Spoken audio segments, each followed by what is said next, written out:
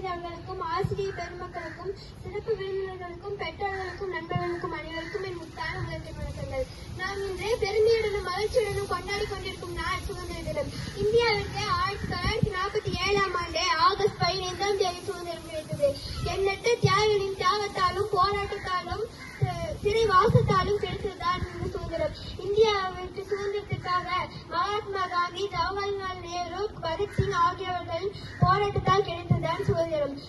பாரதியார் தன் கவிதைகளினாலும் பாடல்களினாலும் சுதந்திரத்தை உணர்த்தினார். திருப்பூர் குமரன் கொடியை கையில் ஏந்தியவாறு தனது உயிரை இழந்தார். சுதந்திரம் என்றால் என்ன? வெளிநாட்டு ஆட்சியிலிருந்து விடுதலை பெறுவது மட்டுமல்ல, நமது நாட்டின் ஒவ்வொரு மனிதனும் சுதந்திரமாகவும் சமமாகவும் கண்ணியமாகவும் வாழ ஒரு சூழலை ஏற்படுத்தி தருவது. சுதந்திர தினம் வெறும் கொடியேற்றும் விழாவாக மட்டும் கருதாமல் நமது கடமையை நினைவுபடுத்தும் நாள் இது. ஒரு நாட்டின் நல்ல குடிமகனாக இருப்பதே நம் ஒவ்வொருவரின் கடமை.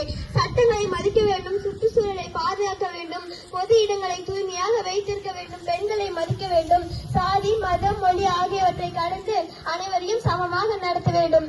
நாடு நமக்கு என்ன செய்தது என்பதனை விட நாட்டிற்கு நான் என்ன செய்தேன் என்று கேட்போம்.